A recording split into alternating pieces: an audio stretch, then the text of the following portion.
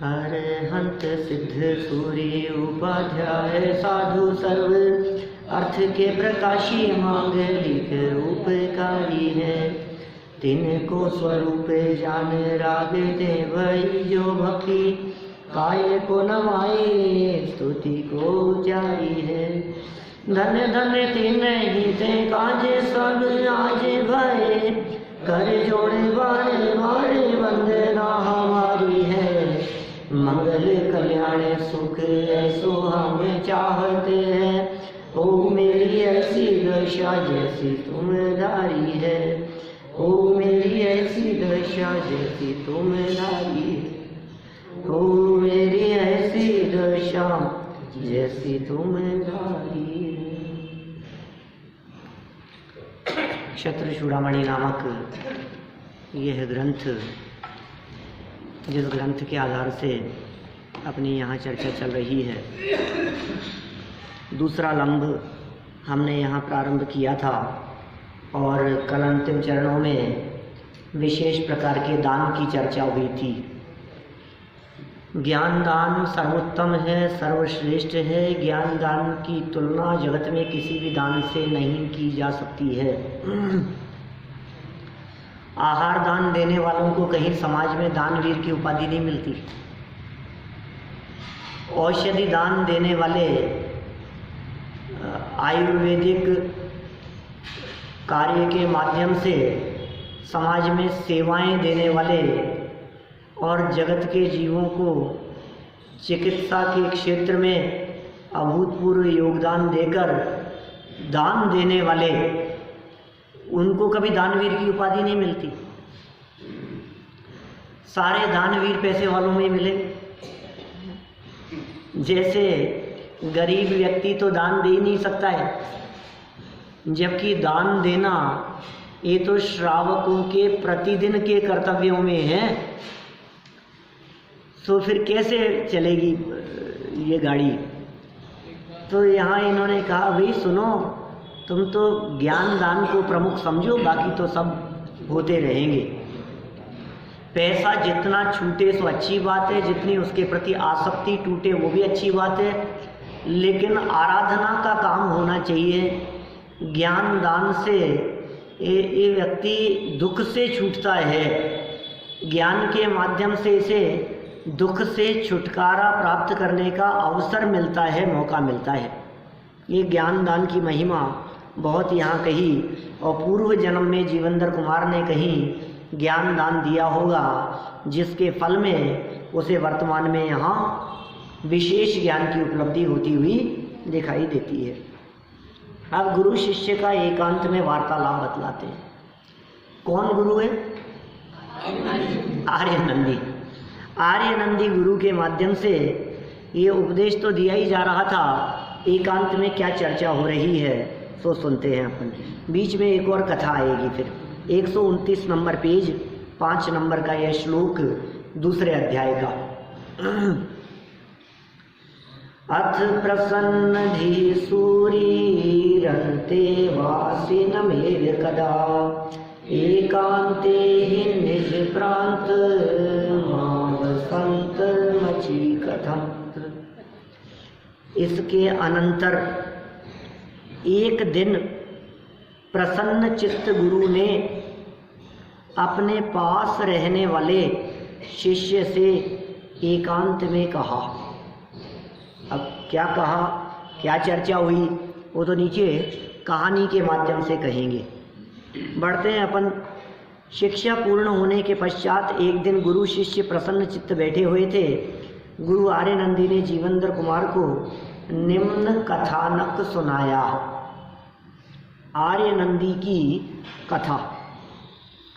श्रुतशालिन महाभाग श्रूयतामे कस्यचित् चरितं चरितार्थेन यदत्यर्थं दयावहम।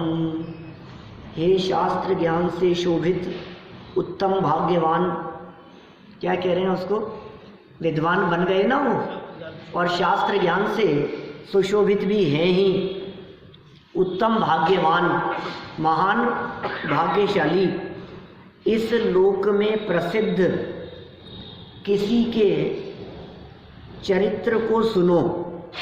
क्या क्या कह रहे हैं? अभी अभी कुछ बात खुली नहीं है, सिर्फ ये कह रहे हैं तुम बहुत अच्छे विद्वान बन गए हो और हमारा ये कहना है कि इस लोक में कोई प्रसिद्ध है, उसके चरित्र को सुनो, जो चरित्र सुनने से अत्यंत दया उत्पन्न करने वाला है। माने यदि वो चरित्र तुम्हारे माध्यम से सुना जाएगा तो तुम्हारे चित्त में अत्यंत दया उत्पन्न होगी। सरल अर्थ। हाँ, हे शास्त्र विशारद महाभाग्य जीवनधर, मैं इस समय तुम्हें किसी प्रसिद्ध पुरुष का चरित्र सुनाता हूँ जो अत्यंत करुणाजनक है, उसे तुम ध्यान से सुनो। अब तीसरी उपकथा यहाँ ये प्रस्तुत कर रहे हैं। क्या कहते हैं इस उपकथा में? देखिए, बढ़ते हैं अपन आगे। उपकथा, लोकपाल राजा का वृत्तांत। लोकपाल नाम के राजा की यह कथा यहाँ प्रारंभ कर रहे हैं। विद्याधरास्पदे लोके लोकपालान्वित लोकं वै पालयन् भूपे कोपि कालमजीवत्। विद्याधरों का है स्थान जिसमें ऐसे लोक में लोकपाल है जिसका नाम, ऐसा कोई राजा प्रजा का पालन करता हुआ काल बिताता था। विद्याधरों के स्थान में कोई लोकपाल नाम का राजा प्रजा का पालन करता हुआ समय बिताता था। यहाँ से कथा इन्होंने प्रारंभ की।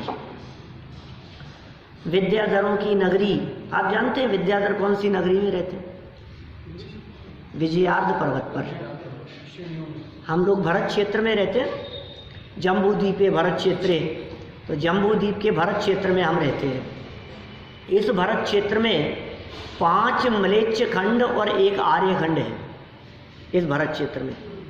तो हम बोलते हैं जम्बू द्वीप है भरत क्षेत्र आर्य खंड है, हम आर्य खंड में रहते हैं। इसके अलावा 5 म्लेच्छ खंड और हैं, तो मतलब 6 खंड हो गए। 3 खंड उत्तर में और 3 खंड दक्षिण में। सेंटर में एक पर्वत है जिस पर्वत का नाम है विजयार्ध पर्वत। भरत क्षेत्र के सेंटर में विजयार्ध नाम का पर्वत है। हमारा जो आर्य खंड है, इस आर्य खंड के बाद पर्वत और फिर नॉर्थ में म्लेच्छ खंड, तो बीच में एक पर्वत है विजयार्ध पर्वत। उस विजयार्ध पर्वत पर 110 नगरियां हैं हिंदुस्तान जैसी बड़ी बड़ी, और उस पर्वत पर विद्याधर लोग निवास करते हैं, मनुष्य गति के जीव होते हैं। विद्याधरों की नगरियां हैं। वहाँ का एक राजा जिसका नाम लोकपाल प्रजा का पालन किया करता था, सुख शांति से काल बीत रहा था। हाँ, विद्याधरों में अनेक प्रकार की विद्याएं होती है। आकाश मार्ग से गमन करने की सामर्थ्य होती है, रूप बदल सकते हैं, बहुत तरह की विद्याओं के स्वामी होते हैं। अभी वर्तमान पंचम काल में ये विद्याधर लोग यहाँ नहीं आते। यहाँ आके क्या करें वो? जैसे समझिए फॉरेनर लोग मई जून में घूमने नहीं आते ना यहाँ, क्या करें इस गर्मी में यहाँ आकर के? आप यदि कभी घूमने का प्लान बनाओ तो आप ऐसा प्लान तो नहीं बना सकते कि अजमेर की गलियों में कहीं जो या मुंबई की झोपड़पट्टियों में घूमने चलते हैं। माने अच्छी से अच्छी जगह पर घूमने की प्लानिंग करता है, जो सुंदर हो, जो व्यवस्थित हो, जो देखने लायक हो, जहाँ के दृश्य मनोरम हो, ऐसी जगह पर ये जीव घूमना चाहता है। वर्तमान में यहाँ इस भरत क्षेत्र के पंचम काल में यहाँ दशा बड़ी विचित्र है। यहाँ तीर्थंकरों का सद्भाव नहीं है, केवली भगवान नहीं है। श्रेणी चढ़ने वाले और विशेष त्यागी तपस्वी मुनिराजों का अल्प अभाव, बहुत अभाव है। ज्ञानी नहीं दिखते, वैरागी नहीं दिखते, संयमी नहीं दिखते, अभ्यास करने वाले लोग नहीं दिखते। चारों तरफ वातावरण और प्रकृति प्रतिकूल दिखाई देती है, ऐसी जगह पर वे स्वर्ग के देव और विद्याधर क्या करने के लिए आए? इसलिए इस पंचम काल में ना तो स्वर्ग के देव यहाँ आते हैं, न विजयार्थ पर्वतों से विद्याधर यहाँ आते हैं, दोनों ही नहीं आते हैं। हाँ, भवनत्रिकों के जो हीन देव हैं व्यंतरादिक, वे घूमते फिरते रहते हैं, वे कुछ भी करें।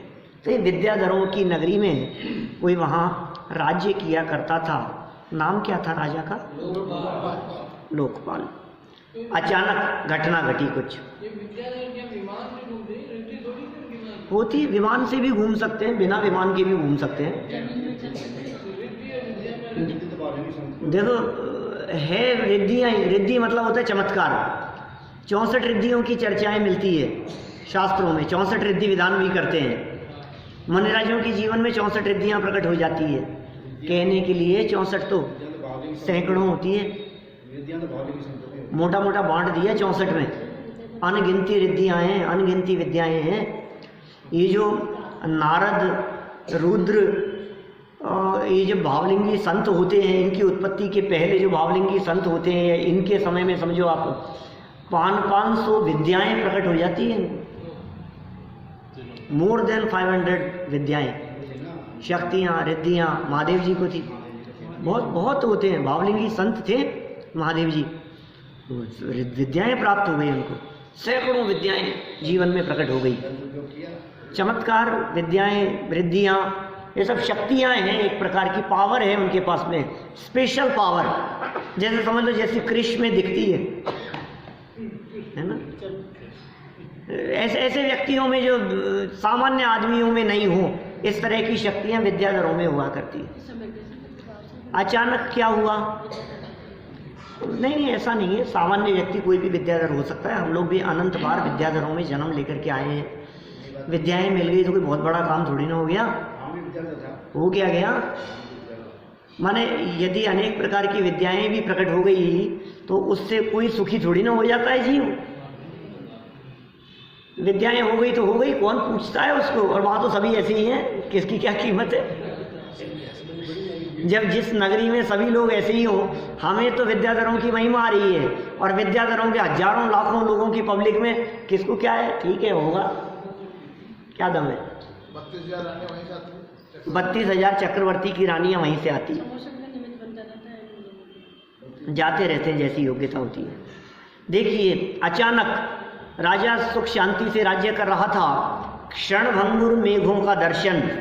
ओहो, क्षण क्षीणत्व मैश्वर्ये शिवाणामिव बोधयत् क्षेपीय पश्यतां नश्यत् भ्रमे शिष्ट सोधिराट। एक दिन उस लोकपाल राजा ने धनोन्मत्त पुरुषों के ऐश्वर्य के विषय में क्षणभंगुरता का बोध कराने वाले, आंखों के सामने देखते ही देखते शीघ्र ही नाश होने वाले मेघों को देखा। क्षणभंगुरता ख्याल में आने लगी, जगत का क्षणभंगुर स्वरूप ख्याल में आने लगा। कार्तिकेय स्वामी कहते हैं, जम किंचि भी उत्पन्नम तस्य विनाशो हवेरी नियमेन। जो कुछ उत्पन्न होता है उसका विनाश नियम से होता है।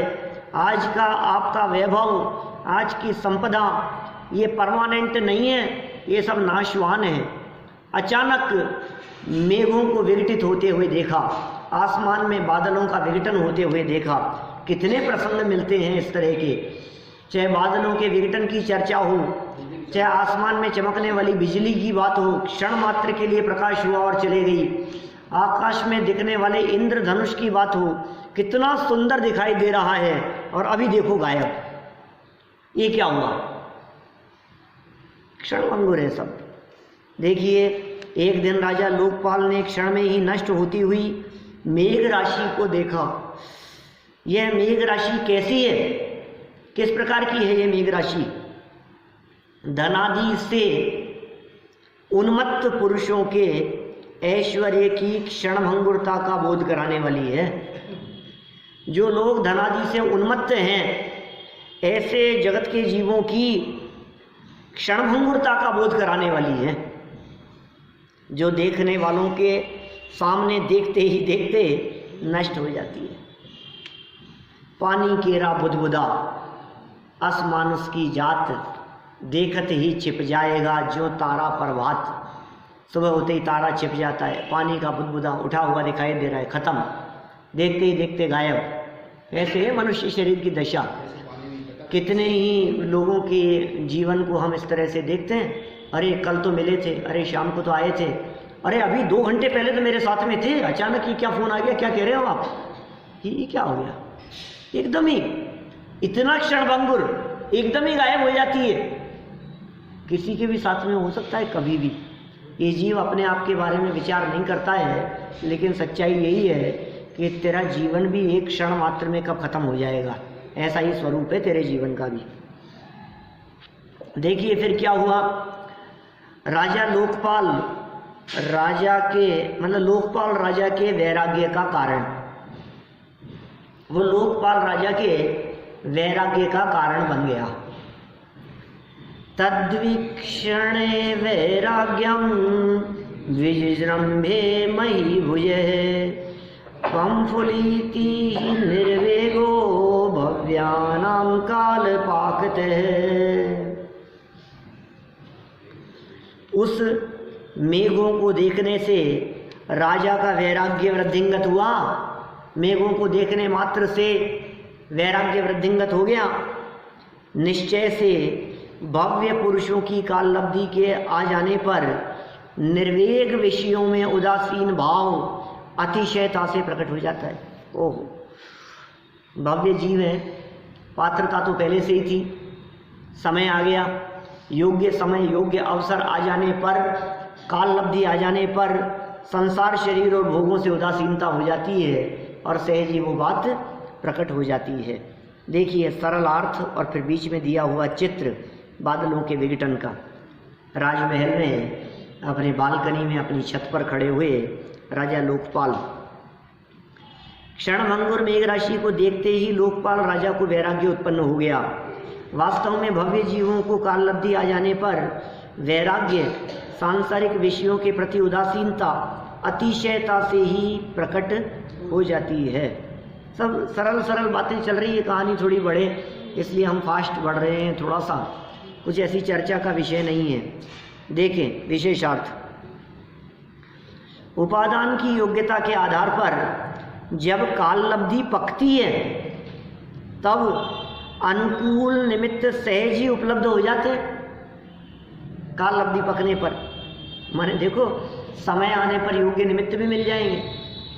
आप कितना भी प्रयास करते रहें, कभी कोई निमित्त नहीं आया, इसके लिए अच्छा लड़का नहीं मिल रहा, अभी कोई योग्य निमित्त नहीं आया कि सुनो विवाह होने का जब काल पकेगा तो योग्य निमित्त भी अपने आप मिल जाएंगे। वैराग्य का जब निमित्त मिलेगा तो योग्य उपदेशदाता भी मिल जाएंगे। सम्यक दर्शन का जब काल पकेगा तो देशना लब्धि भी योग्य मिल जाएगी और प्रायोग्य और करण लब्धि भी हो जाएगी। तो जब जिस कार्य के होने का काल पकता है तब सहज ही यह हो जाता है। देखिए उपादान की योग्यता के आधार पर जब काल लब्धि पकती है तब अनुकूल निमित्त सहज ही उपलब्ध हो जाते हैं। उन्हें खोजने जाना नहीं पड़ता, ओह निमित्तों को खोजने नहीं जाना पड़ता। कार्य की संपन्नता में निमित्त होते अवश्य हैं, पर कार्य उपादान की निज शक्ति से ही संपन्न होता है। निमित्तों की तलाश नहीं करनी पड़ती। हमारे पास तो वो भगवान महावीर स्वामी शेर की पर्याय का ऐसा एक उदाहरण है जिसमें निमित्त आसमान से उतर कर आवे, ऐसा उदाहरण है। कई उदाहरण मिल जाएंगे आपको इस तरह के। काम होने का काल होगा, आपके बचने की योग्यता होगी तो न मालूम कहाँ से, अरे अमेरिका का डॉक्टर विजिट पर जयपुर आया हुआ था, 5 साल बाद आया था पहली बार, और आप दुर्घटना होकर के अस्पताल पहुंच गए और उसने ऑपरेशन कर दिया। वो कहाँ से आ गया बताओ? ऐसा हो जाते, ऐसी घटनाएं घट जाती है। कहीं दूर दूर तक संभावना नहीं थी किसी व्यक्ति के आने की, किसी व्यक्ति के संभालने की, कहाँ से कौन, जैसे ऐसे कहते हैं ना अपन, ये तो हमारे रक्षा के लिए कोई फरिश्ता उतर करके आ गया आसमान से, ये निमित्त है, निमित्त बन गया। उपादान में जब बचने की योग्यता होती है, जब कार्य होने की योग्यता होती है, तो निमित्त अपने आप ही कहीं से भी आ जाते हैं। देखो, कार्य उपादान की निज शक्ति से ही संपन्न होता है। निमित्त कार्य के नियामक नहीं, सहज सहायक हैं। निमित्त नियामक नहीं होते काम के, काम को करने वाले नहीं होते। निमित्तों से काम नहीं होता, लेकिन काम होता है तो निमित्त भी कोई ना कोई मिलता है, कोई ना कोई तो निमित्त मिलेगा। भाई साहब सुनो, आपको यदि तबीयत खराब होने पर अस्पताल जाने का योग होगा तो आपका बच्चा नए से ही पड़ोसी मिल जाएगा क्या, और आस पड़ोस में कोई भी न हो और आपकी आवाज़ सुनकर सड़क चलता व्यक्ति अंदर आकर के आपको अस्पताल ले जाए, तो कितने सब दिखती है। मैं तो वाक्य ऐसे बोलता हूँ कि जिनके माध्यम से आप अपने दिमाग में पिक्चरें घूमती रहे, आपके ऐसे दृश्य दिखे आपको। यानी नियामक नहीं है, सहज सहायक है। राजा लोकपाल को वैराग्य होने की काल लब्धि निकट आ गई थी, अतः क्षण क्षण में अपना रूप बदलने वाली और नष्ट हो जाने वाली मेघ राशि देखने का निमित्त मिल गया। ऐसा हुआ किसके साथ? राजा लोकपाल के साथ। फिर कई बार होगा, हाँ कई बार देखा होगा, लेकिन कब वो बात हाईलाइट होती है, कब वो बात दिमाग में क्लिक करती है। कई बार आपने शास्त्रों को पढ़ा लेकिन फिर भी आपको ये बात क्लिक नहीं की, और आज एकदम अचानक ये क्या हुआ। बात कोई नई थोड़ी ना कह रहे हैं, बात दिमाग में क्लिक होने वाली बात है। अचानक वो बात क्लिक हो गई, कल्याण हो गया अपना। जैनी दीक्षा का स्वरूप, अब दीक्षा का स्वरूप कह रहे हैं। ततोयम पुत्र निक्षिप्त राज्यभार क्षितीश्वर जैनिम दीक्षामुपादत्त यस्याम कायेपि हेता। इसके पश्चात पुत्र के ऊपर छोड़ा है राज्यभार को जिसने, ऐसे इस राजा ने वह जैनी दीक्षा धारण की। देखो, जिस दीक्षा में शरीर संबंध में भी त्याग बुद्धि उत्पन्न होती है, अब राज्य के प्रति क्या अहम बुद्धि होगी, क्या अपनत्व की बुद्धि होगी। राज्य छोड़ दिया, देह के प्रति ममत्व भी टूट गया। राज्य को संभालने वाला कौन होगा कि पुत्र को राज्य दे दिया गया और दीक्षा लेकर चले गए, निकल पड़े वहां से। कौन? राजा। कौन है ये? लोकपाल। देखो ये कौन किसको क्या कह रहा है, ये कहानी कहाँ से आ गई। ये तीसरी उपकथा चल रही है, ये कहानी चल रही है। जीवंदर कुमार की शिक्षा पूर्ण हो जाने के उपरांत उसके जो आर्यनंदी नामक गुरु थे, वे गुरु साथ में बैठ करके चर्चा कर रहे थे, और अचानक उन्होंने कहा कि सुनो, मैं तुम्हारे को एक कहानी सुनाता हूँ। और कहानी सुनाना शुरू किया, और आर्यनंदी ने कहानी सुनाते हुए कहा कि विद्याधरों की नगरी में एक राजा राज्य करता था, लोकपाल नाम का। अचानक मेघों को विघटित होते हुए देखा, उसे जगत की क्षणभंगुरता का भान हुआ। उसने दीक्षा ली, राजपाट की परवाह नहीं की, बेटे को सौंप दिया। शरीर के प्रति भी ममत्व भाव का त्याग करने वाली ऐसी जैनेश्वरी दीक्षा हुआ करती है। देखो फिर क्या हुआ, देखें यही बात, सरल अर्थ। क्षण ध्वंसी मेघ राशि के अवलोकन से विरक्त होकर लोकपाल राजा ने राज्य तो अपने सुपुत्र को सौंप दिया, और जिसमें अपने शरीर के प्रति भी हेय बुद्धि हो जाती है, ऐसी दिगंबर जैन मुनि दीक्षा धारण कर ली। शरीर के प्रति भी ममत्व बुद्धि जहाँ टूट जाती है, ऐसी अवस्था उसने धारण कर ली। विशेषार्थ, मनुष्य को अपने जीवन में अनेक पर पदार्थों का संयोग होता है। उन संयोगी पदार्थों के संबंध में उसे राग भी हो जाता है। उन अनेक संयोगी वस्तुओं में एक शरीर ही सबसे निकट का पर पदार्थ है। सबसे निकट का संबंध शरीर के साथ में ही है हमारा। जिसका शरीर विषयक राग छूट गया है, उसका अन्य सर्व पदार्थों से राग नियम से छूट ही जाता है। याद आ रही है सामयिक पाठ की लाइनें अमित गति आचार्य की लिखी हुई। तन से जिसका एक नहीं हो, सुततीय मित्रों से कैसे, चर्म दूर होने पर तन से रोम समूह रहे कैसे। कितना स्पष्ट कह दिया, जिसका शरीर के प्रति अपनापन टूट गया, उसका परिवार के प्रति अपनापन कैसे हो सकता है? पुत्र पत्नी और समाज परिवार वालों के प्रति अपनापन कैसे हो सकता है? ये तो इसके बाद है ना सारी स्थिति। अनुचरित सद्बुद्ध हैं, उदाहरण देता हूं इसके लिए। समझ लीजिए जिसने बिजनेस करना छोड़ दिया, आपने व्यापार बंद कर दिया और सारा व्यापार अपने पुत्र को संभाला दिया। अब किसी व्यापारी का आपके पास फोन आता है तो आप क्या कहेंगे? भैया मैं नहीं देखता, आजकल वो देखता है। माने जिसने व्यापार छोड़ दिया तो व्यापारियों से कैसे संपर्क होगा? ऐसा है ना। समझ लो पंखा बंद करना है, लाइट बंद करनी है, एक एक स्विच ऑफ करना है हमारे को। जब पावर हाउस से कनेक्शन कट गया तो सारे स्विच बंद करने का क्या औचित्य रह गया? सब बंद ही है, सब खत्म ही हो गए। पत्नी के साथ जिसका संबंध टूट गया, क्या अब ससुराल वालों के साथ क्या संबंध रह सकता है? क्या? क्योंकि ससुराल वालों के साथ जितना भी संबंध था वो सारा संबंध तो पत्नी के संबंध के बाद के संबंध है। एक से संबंध जोड़ते ही अनेकों से संबंध जुड़ जाते हैं और एक से संबंध तोड़ते ही अनेकों से संबंध टूट जाते हैं।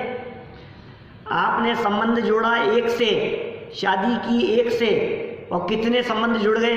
अब ये आपके चाचा ससुर हैं, ये आपके मामा ससुर हैं, ये आपके ससुर जी हैं, ये आपके साले हैं, ये कितने संबंध जुड़ गए? ये क्या हुआ? अब इतने संबंध जुड़ गए, अब संबंध तोड़ा तो किस किस को तलाक देंगे? मैं अपने ससुर जी को तलाक देता हूं, हैं? ऐसे ऐसे सबके लिए अलग अलग एप्लीकेशन लगानी पड़ेगी एक से संबंध तोड़ने पर, क्योंकि बाकी के संबंध उससे संबंधित थे। ऐसे ही कह रहे हैं, हमारा शरीर के प्रति संबंध टूटा।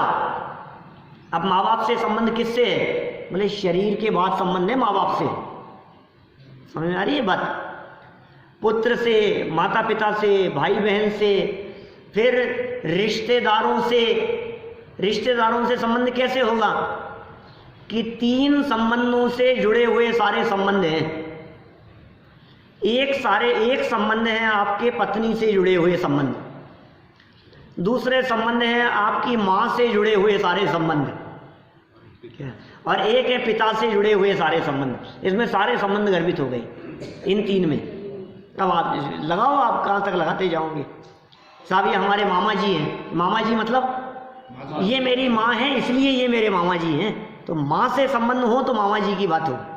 तो माँ से संबंध क्यों है? कि ये जो शरीर है ना, इस शरीर के जन्म देने वाली हैं। माने अपना यदि शरीर से संबंध है तो माता पिता पत्नी पुत्र से, और फिर स्टेप बाय स्टेप ये मेरे मौसा जी हैं, ये मेरे फूफा जी हैं, ये मेरे नाना जी हैं। तो कहाँ से बढ़ेगी बात? वहीं से आगे बढ़ती चली जाएगी। शरीर से ही जिन मुनिराजों का संबंध नहीं है, शरीर के प्रति जिन्होंने अपनापन तोड़ दिया है, उनका बाह्य पदार्थों के प्रति अपनापन कैसे हो सकता है? देखो ये बोल्ड लाइन है, पढ़ी थी ना अपन ने। जिसका शरीर विषयक राग छूट गया है, उसका अन्य सर्व पदार्थों से राग नियम से छूट ही जाता है। अतः साधु जीवन के स्वरूप में ही शरीर संबंधी त्याज्य भाव बताया गया है। शरीर संबंधी त्याज्य भाव ये साधु जीवन में ही बताया गया है। मुनिराजों के जीवन में ही ऐसा त्याग का भाव आता है। शरीर संबंधी राग छोड़ना चाहिए, इसका अर्थ निज शुद्धात्मा के अतिरिक्त विश्व के शरीर को आदि लेकर सभी अनंतानंत पदार्थ संबंधी राग भी छूटता ही है। यहाँ शरीर तो मात्र उपलक्षण है। शरीर कह दिया, शरीर का मतलब क्या हुआ? पूरे विश्व के प्रति अपनापन टूट गया। जहाँ राग छूटता है वहाँ उसके पहले द्वेष तो छूटता ही है, ऐसा समझना चाहिए। क्योंकि दुनिया है ना भाई साहब, हमने राग छोड़ने की बात कही है, इसने दुश्मनी पाल ली। हमने अपनापन तोड़ने की बात कही क्या, और इसने अपनापन तोड़ करके दुश्मनी बना ली, द्वेष पाल लिया, क्रोध आदिक पाल लिया। हमने कहा राग कम करो तो इसने द्वेष करने लगा। ये क्या किया तूने? द्वेष तो पहले छूटता है, क्रोध आदि कषाएं तो पहले छूटती है, बाद में राग भी छूटता है। इसलिए हमारे भगवान को जब वीत रागी कहा जाता है, भगवान कैसे वीत रागी, तो सब राग तो बीत गया, द्वेष तो करते होंगे आखिर शत्रुओं से, दुश्मनों से सजा तो देते होंगे कि नहीं भाई, द्वेष तो पहले छूटता है। जिनके जीवन में राग का ही सद्भाव नहीं रहा, जिनके जीवन में राग का ही अस्तित्व नहीं रहा, द्वेष उनके जीवन में भला कैसे हो सकता है? द्वेष तो अपने आप उनके जीवन में छूटता ही छूटता है, छूट ही गया समझो। सारा परिवर्तन भाव कर्म में हुआ। हाँ, सारा परिवर्तन भावों में ही हो रहा है। जितना भी परिवर्तन होता है सब भावों में ही होता है। देखिए, दुनिया में द्वेष को तो सभी धर्म बुरा मानते ही हैं। सारी दुनिया ये कहती है क्या, आपस में प्रेम रखना, सारा जगत ये कहता है प्रेम भाव हो सब में, सबके प्रति प्रेम भाव हो। मजहब नहीं सिखाता आपस में बैर रखना, ये सब बोलते हैं। हिंदू, मुसलमान, जैन, सिख, ईसाई सब इस प्रकार की चर्चा करेंगे। बैर नहीं, दुश्मनी नहीं, शत्रुता नहीं, तो फिर क्या करें कि प्रेम से रहो। अब जैन दर्शन क्या कह रहे हैं? जहाँ सारे जगत के जीवों का धर्म जिस लेवल तक पहुँचता है वहाँ से तो जैन धर्म का धर्म शुरू होता है। सारे लोगों ने कहाँ तक बात कही, झगड़ा मत करो, लड़ाई मत करो, गुस्सा नहीं, हिंसा नहीं, मनमुटाव नहीं, द्वेष बुद्धि नहीं, सबको छोड़ो। तो क्या करें कि प्रेम से रहो, बस ये खत्म हो गई उन लोगों की बात। अब जैन दर्शन क्या कहता है कि सुनो भाई, जहाँ प्रेम से रहने की बात होगी वहाँ द्वेष अपने आप आ जाएगा। क्या ये जो प्रेम और राग है यह भी दुख का कारण है, यह भी छोड़ने योग्य है, ये जैन दर्शन कहता है। इसलिए हमारे भगवान वीत द्वेषी नहीं, वीत रागी होते हैं। यह राग द्वेष का जन्मदाता है। इसलिए राग को जीतने वाले, द्वेष को जीतने वाले तो बहुत होंगे। द्वेष को जीतने में क्या दम है? आपको ऐसे बहुत लोग मिल जाएंगे। देखो, अन्य मतावलंबी दूसरे धर्म दर्शनों में ऐसे कई महात्मा मिल जाएंगे, ऐसे कई त्यागी और ऐसे कई महापुरुष मिलेंगे दूसरे धर्म दर्शनों में, जिनके जीवन में कभी आपने बैर, द्वेष, क्रोध नहीं देखा होगा, जिनके चेहरे पर गुस्सा कभी नहीं झलका होगा। बोलो, बहुत मिल जाएंगे ऐसे, जिन्होंने समाज सुधार के लिए बहुत काम किया, जिनके चेहरे पर अपार शांति दिखती है, ऐसे बहुत लोग मिलेंगे। लेकिन जिनके जीवन में राग भी नहीं बचा है, ऐसे दिगंबर मुनिराजों में ही मिलेंगे। क्या ये अन्य मत में नहीं हो सकते? क्योंकि उनकी तो मर्यादा द्वेष छोड़ करके राग और प्रेम से रहने तक है, और यहाँ तो ये कह रहे हैं प्रेम भी ना रहे, ऐसी बात है। देखो, दुनिया में द्वेष को तो सभी धर्म बुरा मानते ही हैं। सारा जगत कह रहा है द्वेष बुरा है, द्वेष बुरा है, द्वेष मत करो, द्वेष नहीं होना चाहिए। एक जैन धर्म ही ऐसा है जो राग को भी बुरा, घातक, दुखदायक मानता है। एकमात्र जैन धर्म दुनिया के सर्व दर्शनों में, दुनिया के सब धर्मों में एकमात्र जैन धर्म ऐसा है जो राग छोड़ने की बात कहेगा यह राग आग के समान है, यह राग तुम्हारे दुख का मूल कारण है। यह बात एकमात्र जैन दर्शन में ही कही गई है। चलो, कोई बात नहीं समझ में आई हो तो बोलो। बहुत सारे शब्द पढ़ लिया आज हमने। कहा होता है कि चमकती गाड़ी किसको बुरी लगती है? कहाँ से शुरू किया था? 5 से 10 6 छंद पढ़े हैं अभी हमने। क्या पूछ रहे हैं आप? चमचमाती गाड़ी किसको बुरी लगती है? चमचमाती गाड़ी बुरी लगने के लिए नहीं कह रहे हम।